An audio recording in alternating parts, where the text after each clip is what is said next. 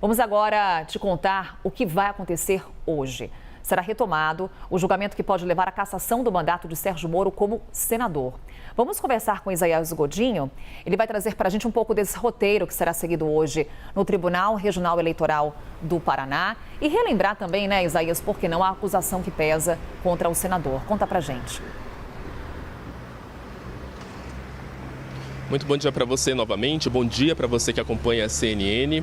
Esse processo ele retoma hoje no Tribunal Regional Eleitoral do Estado do Paraná e além do voto do desembargador, o Carrasco Falavinha, outros 6 desembargadores devem votar pela absolvição ou condenação do ex-juiz da Lava Jato, o senador Sérgio Moro, nesse processo que o acusa de ter cometido abuso de poder econômico e Caixa 2 durante a pré-campanha eleitoral do ano de 2022. O relator desse caso, o desembargador Carrasco Falavinha, já votou e ele, no parecer dele, ele vota pela absolvição de Sérgio Moro dessas acusações de ter cometido Caixa 2 ou então abuso de poder econômico. Lembrando também que caso os demais desembargadores, a maioria absoluta, aqui no caso 4 desembargadores, votem pela condenação de Moro, ele pode perder o mandato e ficar até 8 anos inelegível, mas ele não deve perder o mandato de forma imediata, porque isso, em caso, nesse cenário de condenação,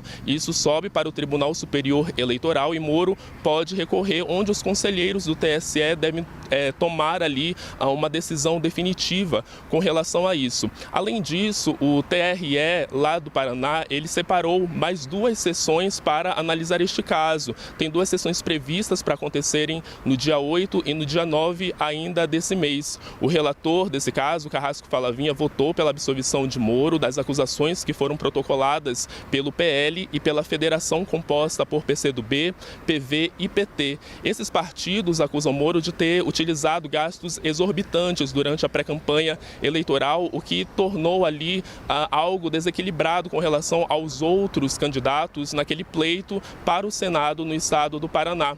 O relator afirma que essa tese não se confirma, a tese de abuso de poder econômico. Ele citou os gastos que Moro utilizou durante a pré-campanha eleitoral, em torno de R$224 mil, o que corresponde a pouco mais de 5% do total empenhado para essa campanha, e alegou que outros gastos ali deveriam ser desconsiderados porque dizem respeito à campanha de Moro para o Planalto e para a candidatura dele ao Senado pelo estado de São Paulo. A defesa de Sérgio Moro se pronunciou afirmando que não há nada de ilícito nessa pré-campanha, na candidatura dele ao Senado Federal, e que a acusação usou dados inflados, para acusá-lo aí de abuso de poder econômico e também de Caixa 2. Enquanto isso, a gente vai seguir acompanhando, até porque a retomada desse julgamento está prevista para acontecer às 2 horas da tarde de hoje. O julgamento começou na segunda-feira, mas após um pedido de vistas do desembargador José Sade, ele foi suspenso e retoma provavelmente na tarde de hoje. Volto com você.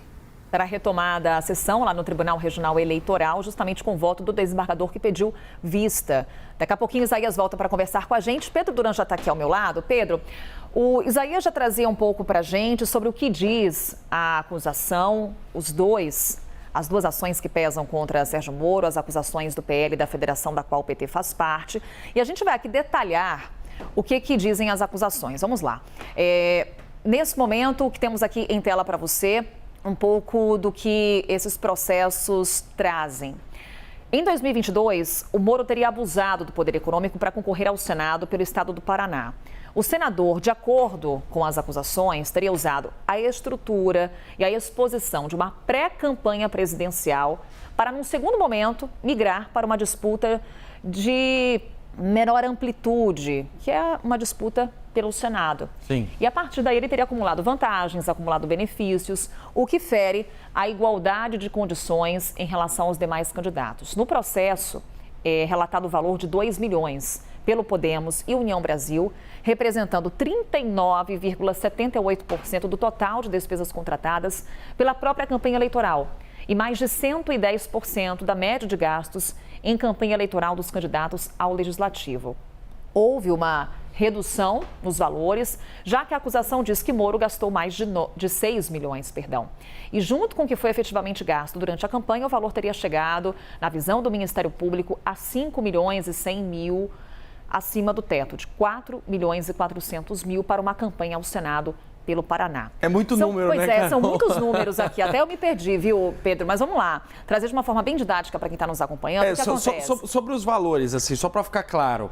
2 milhões na pré-campanha, quando ele era pré-candidato a presidente da República pelo Podemos, que seria o dinheiro que teria desequilibrado a disputa, e 5 milhões que ele usou aí durante a campanha eleitoral. São esses os números importantes. Então vamos lá, o que diz a acusação? Então, por conta disso, teve o abuso do poder econômico. E é o que acontece, a partir daí, por questão de tempo de exposição, por questão também financeira, aconteceria um desequilíbrio eleitoral e, por conta disso, você fere a igualdade de condições. É o que diz a acusação.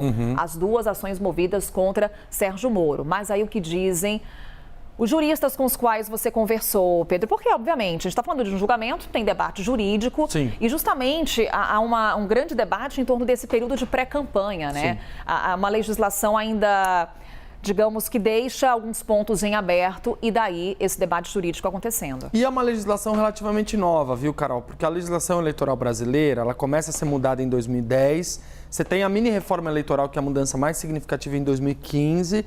E você tem leis complementares, especialmente em 2017, para poder ajustar a nossa colcha de legislações que vão balizar as eleições. O que essa legislação diz? Diz que, no caso das pré-campanhas, você pode fazer praticamente tudo. Ela, na verdade, quando tem essa mudança em 2015, limita a campanha ou período de campanha efetivamente eleitoral e aumenta as possibilidades de pré-campanha. Então, o sujeito na pré-campanha, ele pode ir às ruas e conversar com as pessoas, ele pode criar grupo de WhatsApp, ele pode ir na casa dos potenciais eleitores, ele pode participar de entrevistas, ele pode participar de debates sobre temas específicos, ele não pode pedir voto, nem implícita nem explicitamente. Essa é a regra básica. Só que essa legislação, ela não traz um estabelecimento tão claro como é para a campanha eleitoral do teto de gastos na pré-campanha.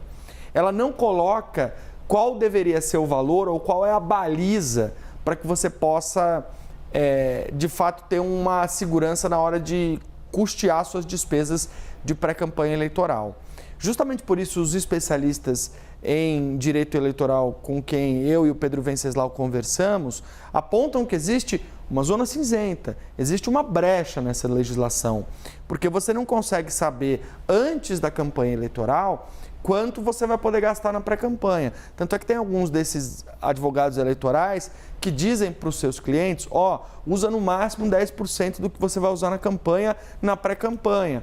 Tem um gasto módico, um gasto modesto, para justamente você não incorrer nesse erro do abuso de poder econômico. Justamente por isso, há uma grande expectativa sobre esse julgamento, porque para além desse aqui que aparece na tela, o hoje senador Sérgio Moro, e que a gente vai saber se vai continuar ou não com essa cadeira nas próximas semanas, nos próximos meses, tem um impacto para o Brasil todo e para a legislação eleitoral.